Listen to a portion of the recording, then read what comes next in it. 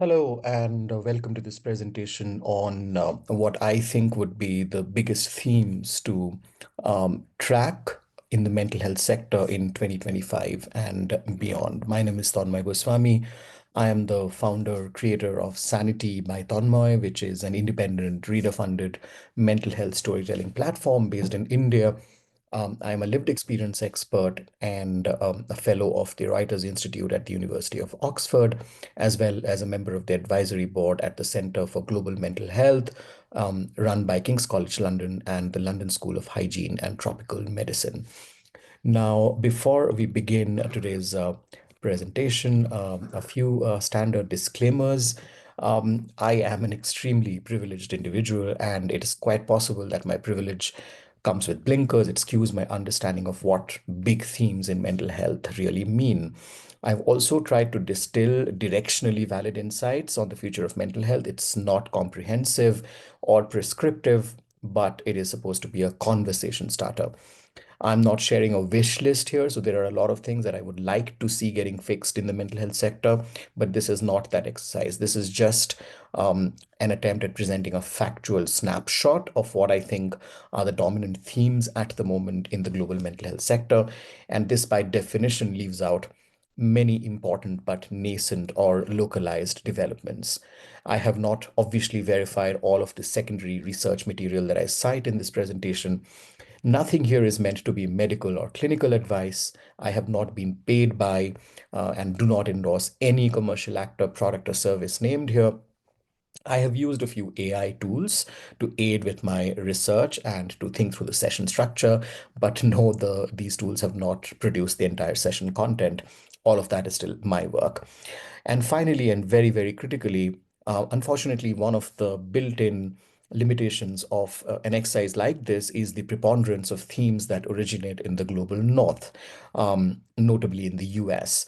Now, it's here that the chaotic political climate in the US at the moment is a complicating factor with its disturbing implications for global health and people experiencing any kind of marginalization anywhere in the world. So please caveat everything you see here with this. Right. Um, let's dive in then.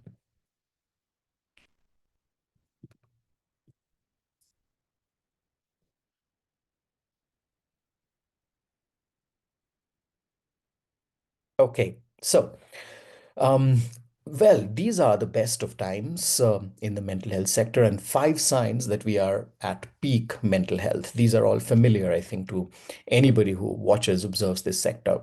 Number one, unprecedented levels of public interest, aided by media and social media, which has meant that we are probably the most aware society ever. There is, however, a disclaimer which we will come to shortly. Therapy vocabulary bleeding into conversational language, a byproduct of this sort of heightened interest in mental health. So words like trauma, trigger, boundaries, etc., are seamlessly part of our conversational language. That is another sign that we are at peak mental health. Lived experience expertise is becoming mainstream. I was reading somewhere that there was a lived experience summit or a conference which sold out tickets. And I thought, wow, how Taylor Swift-like is that? A bunch of people speaking about their experiences of living with mental health conditions, selling out tickets. That's amazing.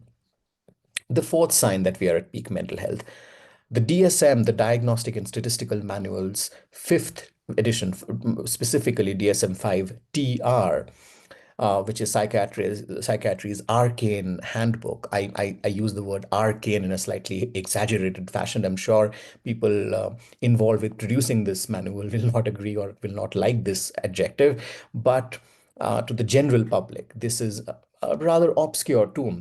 But that is apparently now a bestseller on Amazon. A couple of years ago, it became a bestseller on Amazon. And I wonder why. Who are all these people, or common people, who are reading the DSM-5 TR? And finally, there is so much buzz, so much chatter around VC-funded, technology-wrought disruption in a sector that's spectacularly failed patients. The mental health care sector is stodgy, it is innovation resistant. It has failed patients by leaving out so many from critical safety nets. And so there is this bombastic narrative that AI will replace human therapists, or AI is going to come and fix everything that is wrong with the sector. But this talk of technology has really infused so much excitement and enthusiasm around this sector. So these are five signs that seem to indicate that we are at peak mental health. But at the same time, we need to disclaim all of this with the fact that much of it is true only for our elite urban bubble, right? And we will come to the implications of that in a latter slide, right? But alongside all of these exciting developments, there are also signs that these are the worst of times for mental health. And here are seven symptoms that make mental health feel like a nightmare soup of buzzwords and conflicting ideas and agendas. Number one, we are still witnessing the biomedical versus biopsychosocial battle. Biomedical, as in all mental illness is the result of chemical imbalance. Biopsychosocial, as in mental health is a combination of biological, psychological, and social factors. And there's been a furious debate between these two ideologies ever since I think the sort of history of psychiatry is sort of littered with examples of how fraught this battle can become. And we are still not seeing any signs of that battle abating. Number two, global north versus global south. Like I said right in the beginning in that set of disclaimers, unfortunately, the nature of global health, all of public health, and especially global mental health, is such that it is very, very dominated by the West, by global north. Global south, or the majority world, has historically been left behind in this conversation, and we are still continuing to see that battle fester. Then we have a lot of battles, a lot of almost civil wars within this space. Clinical psychologists versus counseling psychologists. Who is more worthy of the psychologist tag? Who is more worthy as a clinician? Mindfulness and meditation versus CBT versus psychoanalysis versus just get a hobby. And all of these different schools sometimes seem to be at war with patients and caregivers. Ironically, patients and caregivers who should be at the center of everything in the mental health care sector could often find themselves completely marginalized, isolated. It could feel like the system is at war with patients and caregivers. Um, then there is this big meta battle between more awareness creation. Where should mental health investments, energy, the time of advocates, where should that go? Should it go in creating more awareness, or should the entire mental health care system now really start moving towards creating greater access to care? Do we all know what is wrong with us? Do we all know what is ailing us and what we need? Or what we really need now is access to um, care, and we're not getting that. All we are getting is more and more talk about creating more and more awareness. Then there is this other sort of civil war that is being fought, as it were, between the quiet traditionalist therapists and the gregarious mental health influencer figure. I don't want to belabor this point. I guess it is self-explanatory. Then we have another battle between traditional happy pills, so your traditional psychiatric medication, antidepressants, anxiolytics, and such. And there is this narrative, there is so much confusion. There are so many myths around conventional psychiatric medication. Do they work? Do they not work? Do they cause harm? And then you have, in the other corner, you have psychedelics, a lot of new wave psychedelic treatments. Once again, by and large, that action is happening in the West. And then you also have digital therapeutics, not to be confused with AI-driven interventions. And we will look at all of these different treatment categories soon. And then finally, you have the sort of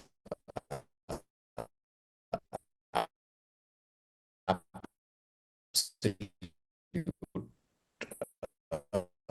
sort of conflict, as it were, in today's science versus newfangled AI-driven tools, which are operating in an unregulated wilderness. So nobody knows, or let me rephrase that. There are a lot of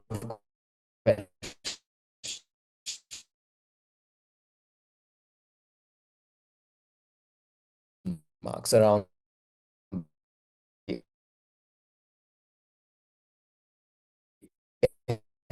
efficacy of the vast majority of these basically the mushrooming between humans and the machine.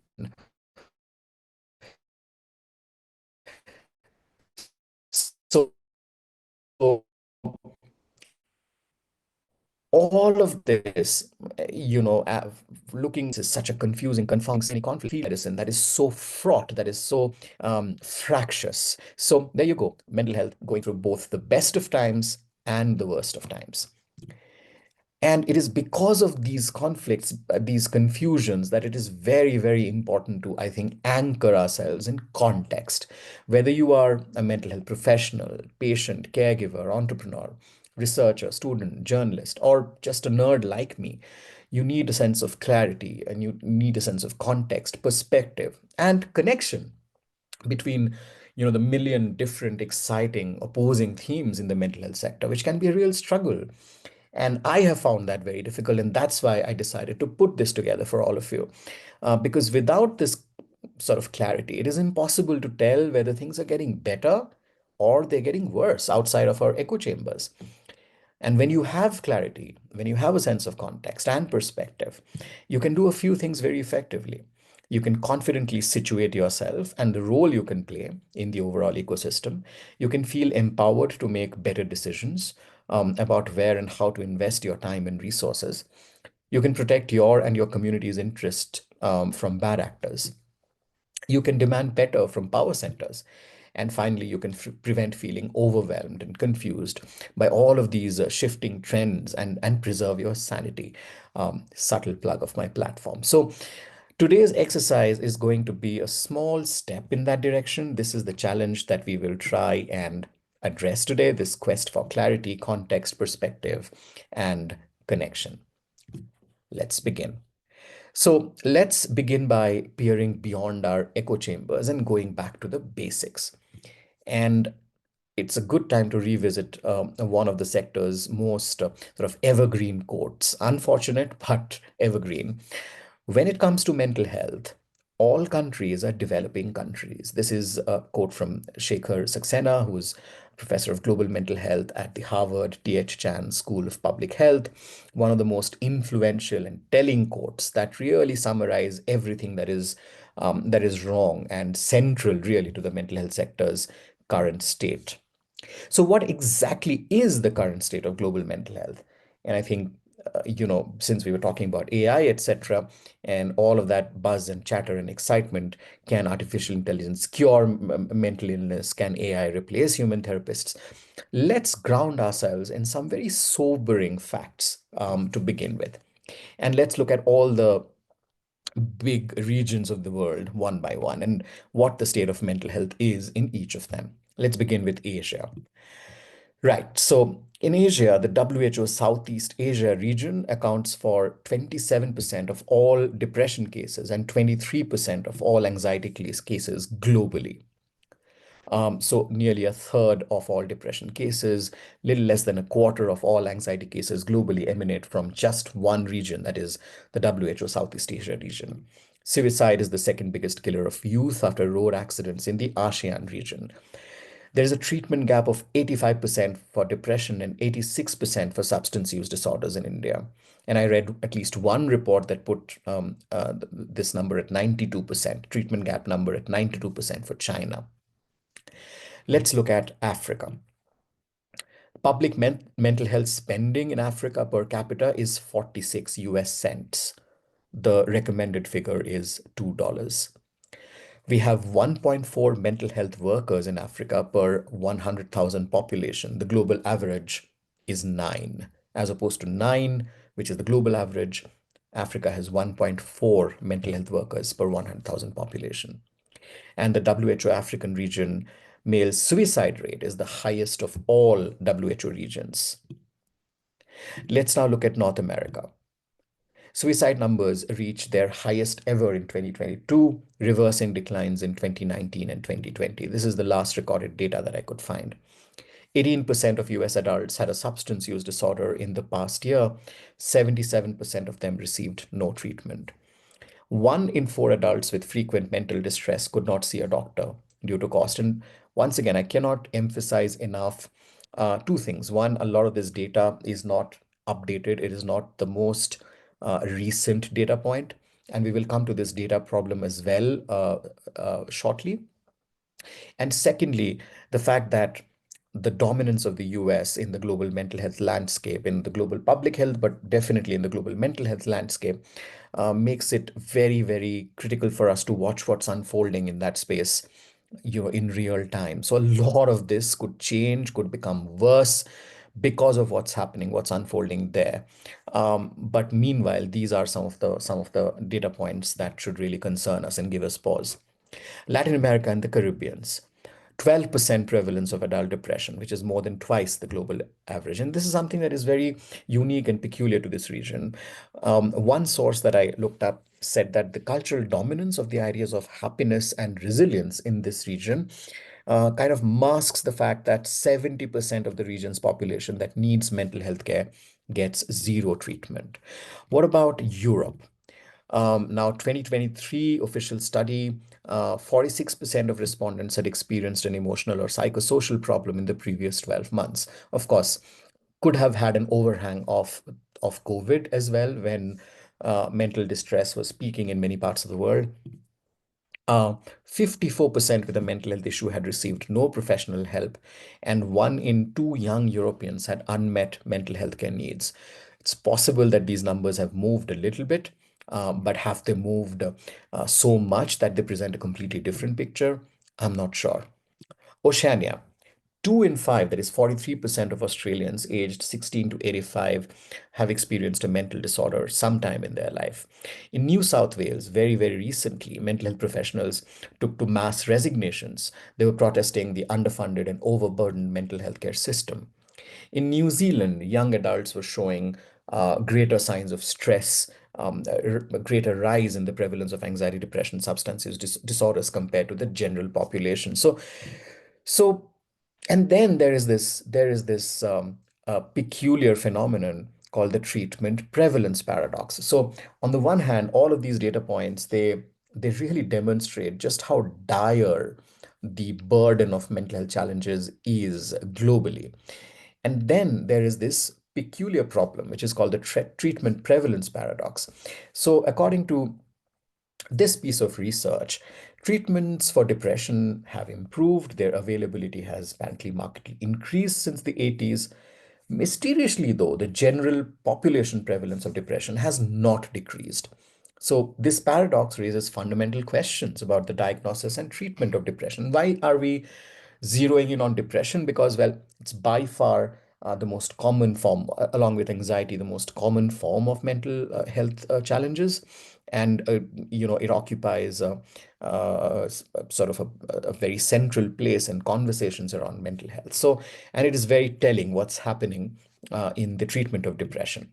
And the authors of that piece of research, they say that there are three things that could probably be going wrong that explains this mysterious treatment prevalence paradox. Published literature could probably have overestimated short and long-term treatment efficacy. It is possible that treatment impact differs substantially for chronic recurrent cases relative to non-recurrent cases. And it is also possible that treatments are considerably less effective as deployed in real-world settings. This is, yeah, it is problematic to say the least. Right. Now, despite this sort of shared global mess, there remains an obscene gap between rich countries and the rest of the world. Make no mistake, the global north, global south divide, it's very much there. 75% of people in LMICs, low and middle income countries, receive zero treatment. 71% of low income countries, people pay out of pocket for psychotropic medicines. That figure is 2% in high income countries. Globally, the median number of mental health care workers is 13 per 100,000 population. That's over 60 in high income countries and below 2 in the poorer countries. The median number of mental hospital beds is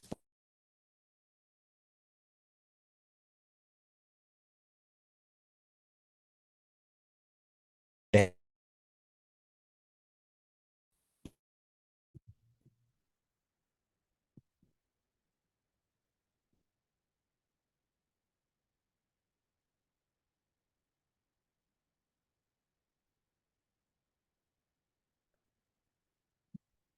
And while we are on the topic of children, child and adolescent mental health remains the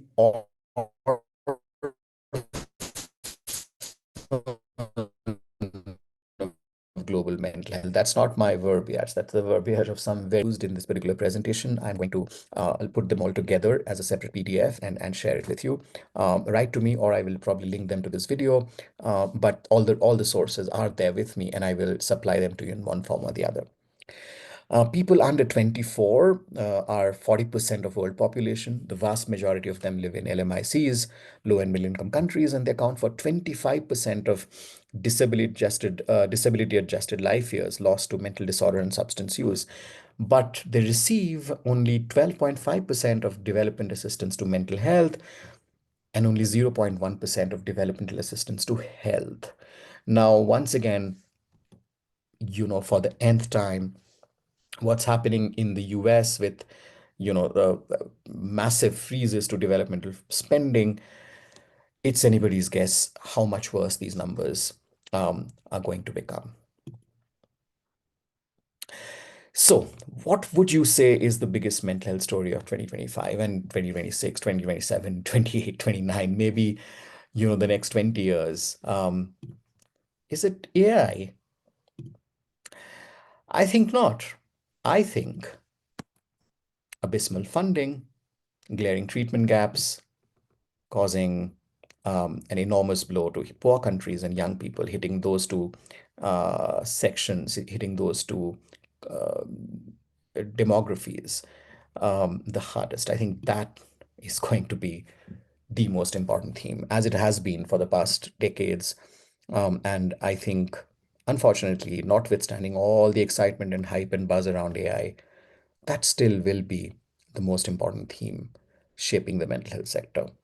I know that's a little boring, but that's just how it is. And one more thing, global mental health is incredibly data dark. So everything that we went through um, up until this moment, we have to caveat that by the fact that data quality is very bad in the mental health sector. Here is something from our world in data. This map essentially demonstrates the scale of the scale of the data reporting problem. There are so many countries that are either presenting inferior data or not presenting data at all, not reporting data at all. And in the absence of data, it's so difficult for decision makers to aim policy interventions or really to move the needle in any meaningful way. So this is another big challenge and another theme that has shaped the mental health sector. And I think, unfortunately, that the long shadow of this problem will probably continue to plague the sector for a long time. So here then are the three big questions that I will be asking this year. Who is fixing the data crunch? Who is bringing the funding? And is this whatever cool new product or service the media hypes up, social media hypes up, is it going to bridge the care gap and or ensure better treatment outcomes? So I think meaningful disruption will only come at the intersection of these three themes, and all of that other frenzy around therapy bots, mental health apps, etc.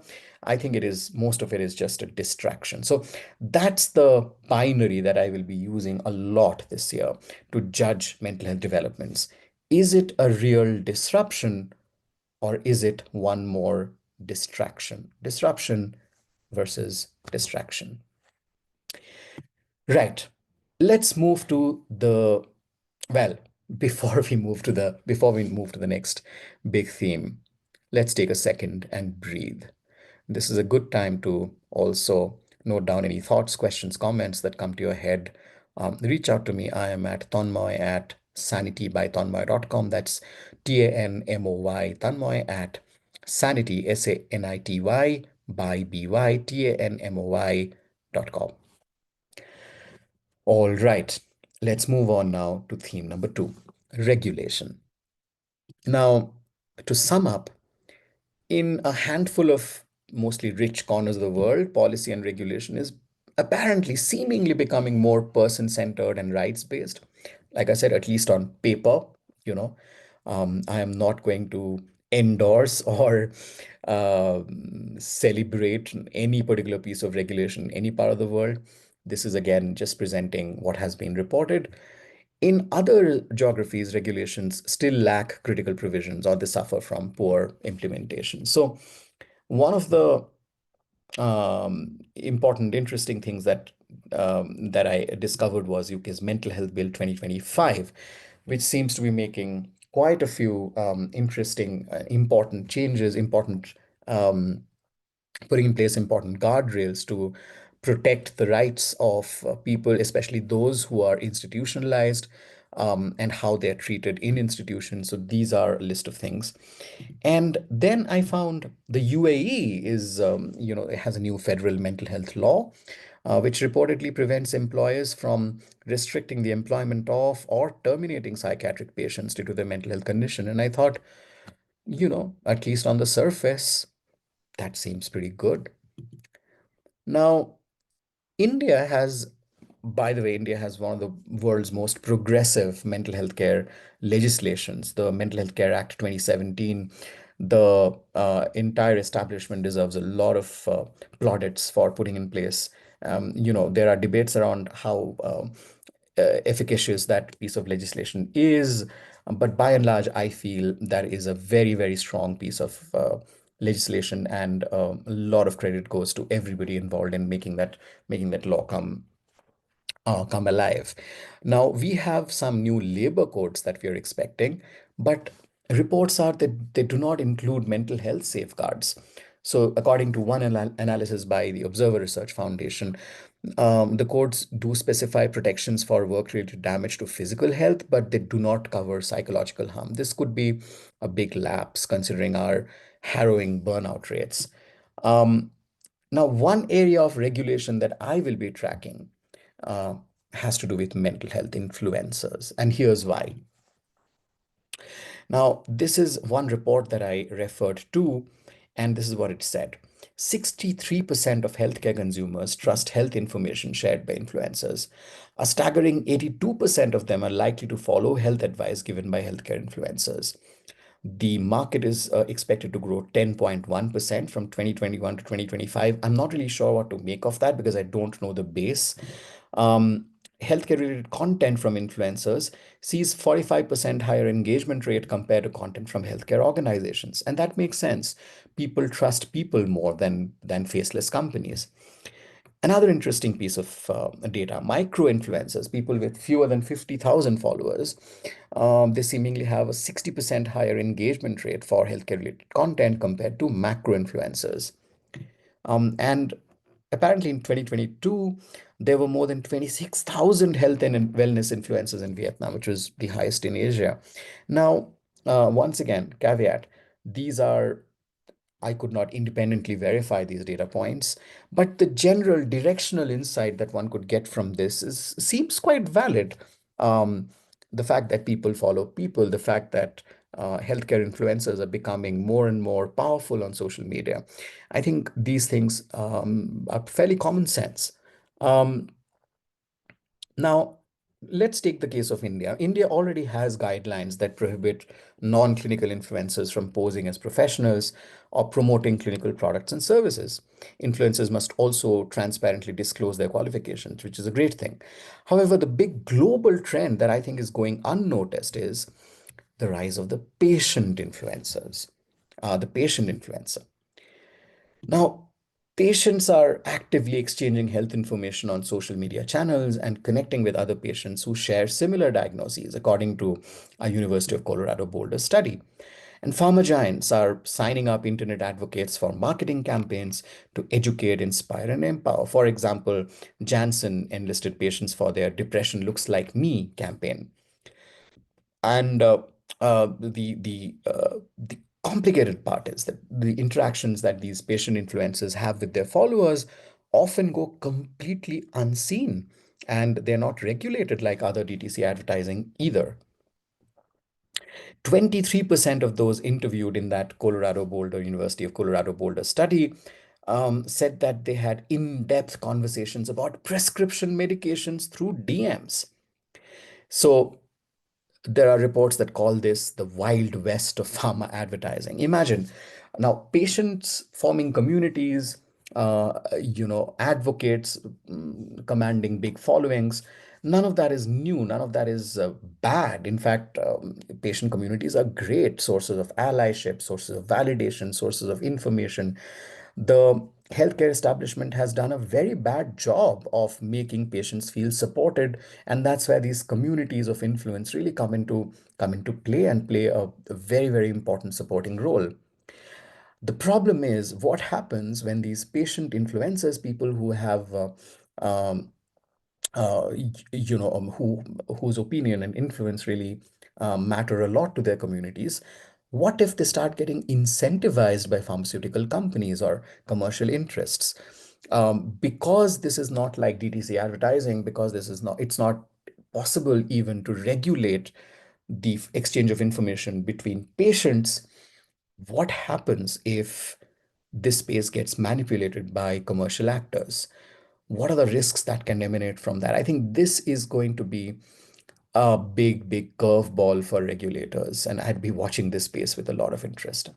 But at the end of the day, I ask myself this question every time there's a debate around a new mental health regulation. And the question is a rhetorical one, and it's this: do we really need one more mental health law?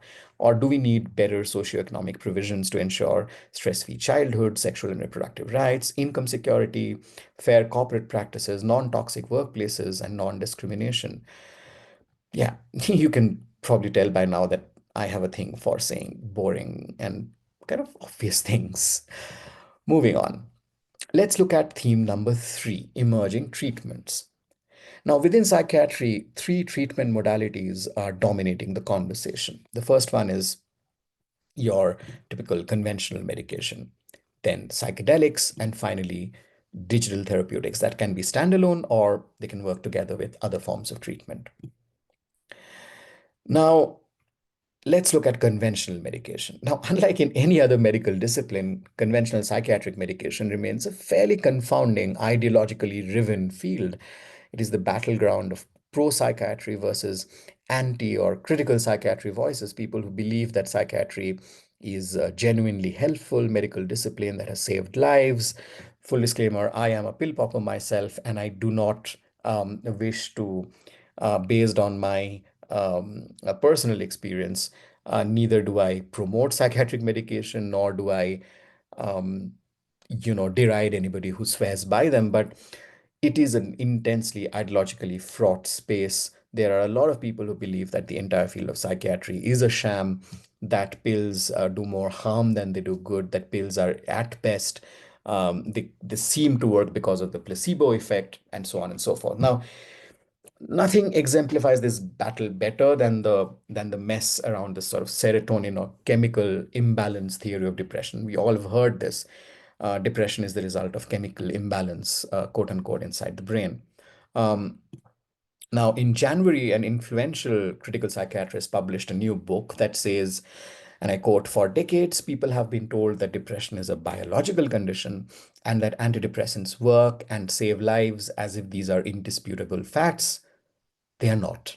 All right, this book called Chemically Imbalanced: The Making and Unmaking of the Serotonin Myth is by Joanna Moncrief, who's a very, very influential voice in critical psychiatry. And in 2022, a new research that she had led to a lot of consternation, huge amount of furor and public debate, because she claimed to show that the this notion or this popular belief that depression is the result of serotonin imbalance is not supported by science. And at that time as well, there was a huge outcry from both sides of the ideological divide or of the psychiatry, pro-psychiatry, anti-psychiatry, or critical psychiatry divide. And now she has a whole new book, and I'm expecting this debate to pick up more momentum, generate a more, heated debate this year as well. Um, Parallelly, there are a handful of new drugs that are grabbing attention, such as Cobenfy, which is the first new schizophrenia drug in decades. Now, this drug, the researchers say that it could ease symptoms such as hearing voices and hallucinations without the debilitating side effects that a lot of conventional schizophrenia medication comes with. But here's the thing, a year's worth of the medicine costs $22,500 compared to $540 for a conventional antipsychotic. Um, and patients and caregivers are also wary of another false dawn because a lot of hype and hoopla has surrounded psychiatric medication, different kinds of psychiatric drugs. But those promises have not really proven realistic in the long run. So patients and caregivers are wary. The other potentially big breakthrough that I could spot when I was doing the research was around neurosteroids for treating postpartum depression. Postpartum depression, of course, is a monumental public health emergency, and researchers claim that there are very positive and rapidly acting antidepressant effects that they've seen around these new medicines. And with onset starting within 12 hours and enduring well over time. So these are the drugs, brexanolone and zuranolone. And well, fingers crossed, maybe this will be a huge breakthrough in what is a very, very devastating condition affecting new mothers. Um, but the researchers are also acknowledging the gap between trials and real world performance, and they're also wary of cost and other access barriers. Now, let's look at the state of play in psychedelics. And the question to ask there is, has a big bubble burst in the psychedelic space? Now, the psychedelics market, depending on what research report you get your data from, could be anything between $3 to $6 billion right now and could grow to $7 to $16 billion in the next 5 to 10 years. And ketamine and psilocybin-based therapies, magic mushroom, you may have heard that term. Therapies based on these have generated a lot of buzz, and they're in various stages of R&D. But the big development that happened in 2024 towards the latter half of 2024, um, in a blow to the growing enthusiasm around its potential benefits, the FDA in the US rejected MDMA as a treatment for PTSD. MDMA, also known as ecstasy, was being touted as the next big treatment for PTSD, but the US FDA said, "Hang on, not happy with the trial, so it is not going to be approved as a PTSD treatment." Lycos Therapeutics, which is a front runner in MDMA research, they had to shed 75% of their staff. They had to carry out an executive overhaul. And I found this very interesting quote by Ryan Henner, who's a psychiatrist at Harvard Medical School, quoted in Pharmaceutical Technology. And Ryan Henner said, "If we end up in a cultural political climate that highly values dogma and control, psychedelic treatment will not be allowed to exist broadly. It just changes people's minds too much." Psychedelics, of course, have been very contentious, very stigmatized for a very long time, but they have been seeing a kind of a resurgence in the last, 5 to 10 years. But the MDMA reversal was a big blow for the sector. However, however, there is a twist in the tale. And that is, Financial Times reported earlier in January that Antonio Gracias, who was an early Tesla backer and former board member who backed Elon Musk's takeover of Twitter, is eyeing control of Lycos Therapeutics to revive that company. And I quote from Financial Times, "Gracious's attempt to court Lycos comes as investors have grown more optimistic about the psychedelic sector because Donald Trump's nominee to run health, Robert F. Kennedy Jr., has previously spoken favorably about the medicinal use of psychedelics. So there you have it. You cannot really keep Elon Musk away from anything, can you? And so after conventional medication, psychedelics, let's now take a look at the third big category of psychiatric treatment, and that's the rise of digital therapeutics. Now, two stories that really caught my attention. One was around Rejoin, which is the first and only FDA approved prescription app that serves as an add-on treatment for major depression. Um, Bear in mind, although this is also an app, this is not really in the same class as the mental health apps and chatbots that have been hogging a lot of limelight, which fall more in the sort of AI universe, and we will get to that in a bit. Now, this app, Rejoin, it taps into the brain's neuroplasticity and also has some CBT lessons. It has no side effects. And the fact that it is the first FDA-approved prescription app generated quite a bit of excitement. But once again, it's very cool in theory, but there are questions being asked about how much more effective such tools really are compared to sham or placebo apps. Once again, just like psychiatric medication, antidepressants, people are asking, are these apps really all that much more effective than sham or placebo apps? Also, FDA approval doesn't really mean insurance coverage in the US, without which most of the public can't access such interventions. And Rejoin isn't even available in India. I checked the Play Store recently and it wasn't available. Um, the other one that really caught my attention is avatar therapy to help people who hear voices. Now, people who live with schizophrenia, this is one of the one of the most distressing and painful things that they have to experience, which is, these malevolent voices that they hear, distressing voices that they hear that often push them to dangerous, destructive, self-destructive, potentially life-threatening behavior. Now, before I go into this, again, I need to stress this. I don't want to sound as if I am a tech solutionist.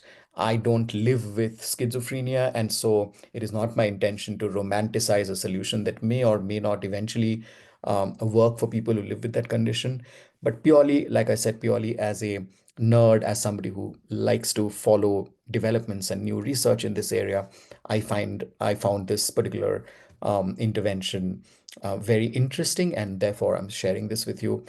I'm not endorsing this or claiming that it is scientifically efficacious in any way. Right. So, what does avatar therapy really do? A person who hears voices, they work with a therapist to build an avatar, which is a digital representation of the voice inside their head. And this avatar is programmed to sound and look like the voice inside their head. The therapist can then communicate through this avatar, speaking the same things the voice may typically say. Individuals supported by a therapist can also speak with their avatar, and they can stand up to the negative commentary that they hear and take control of the conversation. All of this is from the website of the Wellcome Trust. After speaking with their avatar, individuals can reflect on the conversation they had with their therapist. And these sessions are designed to help people take back power from the voice they hear and reduce the distress that they experience hearing it. And according to this particular report that I read, researchers are currently collecting real world evidence, and it could be ready for widespread rollout in the UK's National Health Services in the next 5 years. So, again, I mean, as people in the mental health ecosystem, we can only hope that such interventions do not belie the promise that they seem to make, that will alleviate the pain and suffering of so many people living with one of the most stigmatized, one of the least served uh, mental health challenges, that is schizophrenia. So, in the world of digital therapeutics, I found this whole idea of an FDA approved app for the treatment of depression, as well as avatar therapy to help people who hear voices. I found these fascinating and potentially very, very powerful.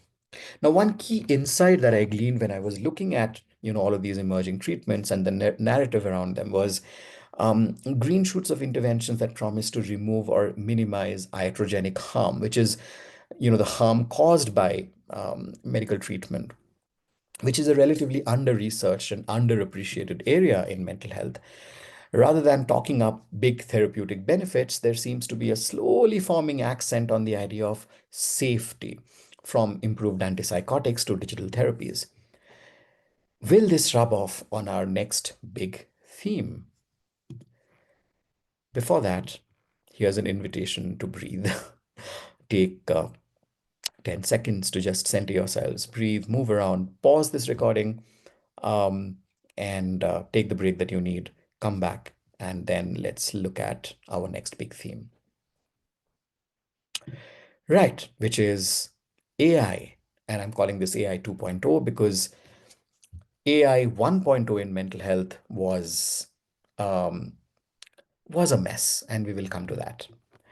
And I think 2025 will be the year of adulting for AI in mental health.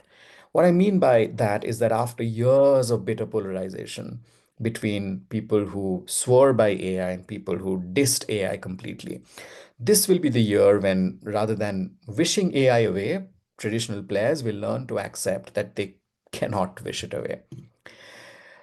They will start figuring out how to make the technology work for them and hopefully for the end users.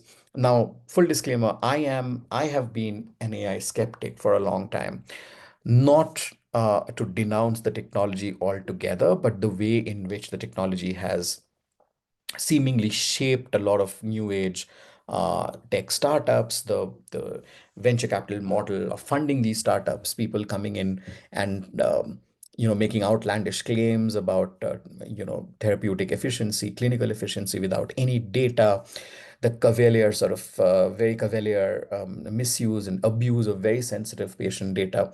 I have been a huge critic of all of that, but I feel like this year finally different voices in this space will begin to get to some sort of consensus that AI needs to work for the end user, and it cannot be wished away. Now, the optimist's view is that the dominant narrative around AI in mental health will shift from a fix or cure competing with therapy to a preventive or supplementary tool. But then the cynic's view is that, concerns around misleading marketing claims on efficacy and predatory use of sensitive user data will continue, but the lack of regulation and user awareness in vast parts of the world will mean that these concerns are unlikely to stop the growth of the sector. I have delineated four key trends to watch within the AI and mental health space. Number one, sobering of funding after COVID era highs as investors start demanding evidence of effectiveness and profitability. In the COVID era, funding in mental health startups absolutely exploded. Now we are seeing some softening of that sentiment. The second trend I am interested in watching is the growing clamor for involving psychologists in product development. So there's long been a complaint that most of these companies do not involve psychologists who actually know this space, who know patients, who know what the needs are, who are in touch with, in some cases, the science. They are not involved in developing these apps and bots and other platforms, and that has to change. Then the other trend that I'm interested in watching this year is the targeted applications that are aimed at specific mental health conditions for use or for specific user groups. They will gain greater traction because garden variety wellness apps and chatbots, they have become commoditized. We don't need another generic wellness app. So that is another trend that I'm interested in watching. And finally, I think there is going to be a greater emphasis on B2B use cases. So AI as the therapist's aid. So I think those will be the four key trends to watch within AI and mental health. Before we look at some of those trends in a little more detail, let's quickly recap the therapy app mess that we are currently in or that we've been in for the past few years. A section of B2C mental health and wellness apps have a horrifying legacy of abusing patient data for profit. Lack of data protection in the majority world makes users sitting ducks for shady actors.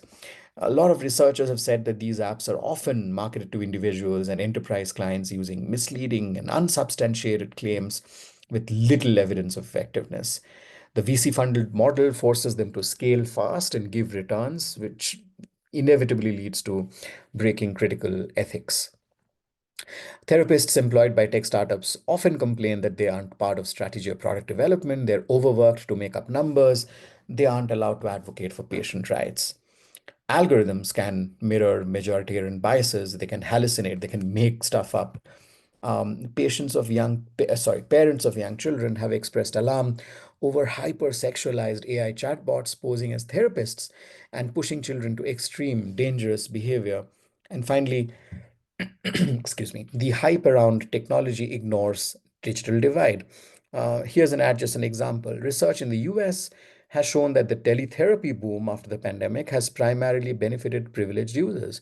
So teletherapy, which started out as a way to make therapy more accessible for people living in remote parts who could not easily access therapy, turns out that it has not really worked for those communities. People with severe mental health conditions, older people, people who lack digital connectivity, they have been left behind by sort of in this teletherapy boom. And here are a bunch of stories, two of them by me, another one that I read on Mashable, that give you a good overview of exactly what has gone wrong with the quote unquote therapy app landscape. But I think the tide is turning. I think increasingly the focus is on using AI as a therapist's aid for prevention and better treatment. And here are four powerful examples. Number one, um, this is from this American Psychological Association article that lists some extremely powerful potential use cases. Tools for note writing, diagnostic clarification, and neuropsychological data interpretation. So psychologists can input a patient's records onto these platforms, and AI can offer insights based on these that are not always immediately apparent to the human eye. So, for instance, in one clinician's case, quote unquote, her cognitive bias led her to believe that a patient's symptoms were related to autism spectrum disorder. But an AI tool also suggested differential diagnoses, including obsessive compulsive disorder and traumatic brain injury slash concussion. And a second interview with the patient's parents revealed that a mild TBI was in fact to blame for some of the symptoms. Wow, I think that is just magical. This is the kind of use that AI should be put um, to supplement and to sort of um, help overcome some of the built-in frailties in human clinicians. Another very powerful use case is to help patients understand complex psychological concepts. Here's just one example. Now, I'm not a therapist, but I asked Perplexity AI to pretend to be a therapist and explain dementia to an elderly person in a hopeful and jargon-free way. And this is what Perplexity AI came up with.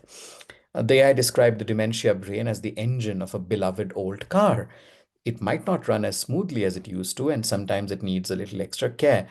This doesn't mean you are any less of the wonderful person you've always been. Just like how we take extra care of that old car to keep it running, there are many ways we can help our brain stay as healthy as possible, etc. I found this really beautiful, and I find the idea that therapists can now use AI to explain complex concepts, complex psychological concepts to their patients to be very empowering. Another use case is using digital phenotyping to interpret behavioral data from wearable devices. So, for example, a patient who experiences high anxiety at the start of new romantic relationships might track the number of times that they unlock their phone screen as an indicator of their shifting emotional states. Together with the therapist, they can analyze this behavior and come up with coping strategies. This is from this other APA article. And finally, supervisors can use AI tools to give vital feedback to their trainee therapists. So these tools can recognize qualities such as empathy during conversations, including reflective listening, affirmations, and open-ended questions. Um, Such tools can help busy supervisors target key moments for feedback, or the AI itself can offer trainees an alternative way to phrase a response, for instance, by rephrasing a directive as a question. So these are four powerful use cases that demonstrate how AI can work as the therapist's aid and together with the human clinician can really deliver better outcomes for the patient. Right. Finally, we come to community mental health. Community mental health is essentially an antidote to tech solutionism, the idea that you can throw code at every problem in the world and those problems will magically disappear. as if technology does not perpetuate digital divides, as if technology and AI in particular does not hallucinate or is not does not reflect majoritarian biases. Community mental health is the fine at it when it operates the way it is intended to. Community mental health is the finest example of what I call human touch at scale. Community mental health projects show that technology is not the only, and certainly it's not the best means of improving access to care. Peer support, community mental health, they're increasingly important in a world where conventional mental health continues to fail patients and caregivers, and there are big question marks still around technology. And of course, conventional medication has a lot of challenges and a lot of problems as well. Um, Community mental health, especially in low resource settings, can be a magical example of human touch at scale. And here is one example of a project from India called Atmiyata. I urge you to go and watch this video on YouTube, search for it. But in a nutshell, Atmiyata is an entirely volunteer-driven program which has shown remarkable results in preventing major mental health crises from erupting in a rural part of India. Project has scaled really well. It is run by villagers who interact with fellow villagers, we interact with their community members. They're able to spot early signs of distress, and by using active listening, by using the tools that they're trained to use by a group of champions, these volunteers are able to really help their communities and their neighborhoods. And this is the kind of model that we need more of.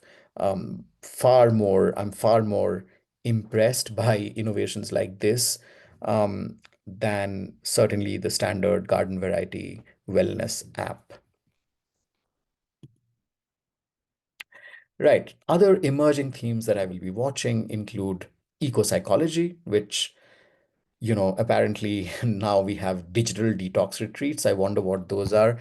You're forced to keep your phone aside, I suppose, and go on a yoga retreat or something. If you know about digital detox retreats, or if you've been to one, please let me know about your experience. There are nature-based therapies, forest bathing or something like that. I have no idea what that means. Biophilic design, which brings the nature into your lived environment, and then climate crisis responders. Um, the business of therapy is another big area that I will be watching this year. Increasingly, a lot of therapists who are disenchanted with, their employers working in mental health organizations, they're quitting, they're starting private practice, and they're realizing that they need to get more comfortable with the idea of making money, discussing money. Money is a hugely taboo topic in therapy for therapists, but I see a lot of peer support now beginning to crystallize to help therapists overcome this problem, to really help them think like small entrepreneurs, to think of building profitable, sustainable businesses, to learn that profit is not a nasty word. So I would be watching that theme as well. There's also this global coalition to bridge the $200 billion financing gap in mental health within a generation. This is not my language. This is the language used by this collective or coalition that includes the African Venture Philanthropy Alliance, the Clinton Global Initiative, Kokoro, McKinsey Health Institute, and Welcome. Um, I will watch this development, I suppose, how it pans out. Right now, it's just an announcement. Um, and once again, yeah, let's wait and see. We've had big announcements in this space in the past. Every World Mental Health Day, there are talks to catalyze investments. We haven't really moved the needle all that much. So, but purely because of the audacity of this claim, erasing this $200 billion financing gap in one generation, I will be watching how this pans out.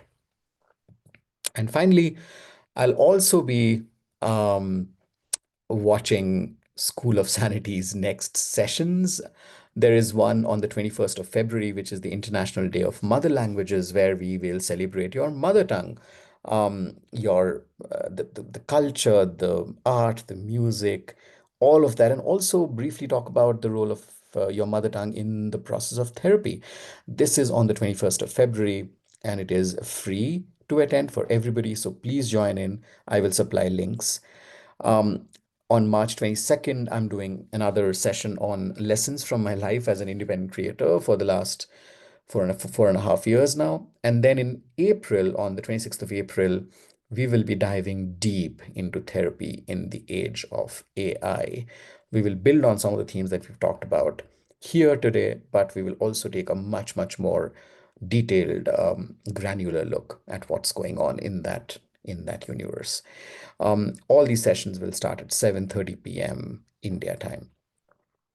So there you have it. Thank you so much for listening to me, for um, sharing your time with me today, wherever in the world you are, whenever you watch this. Do breathe. Rocky times, turbulent times, difficult times, exciting times, confounding times.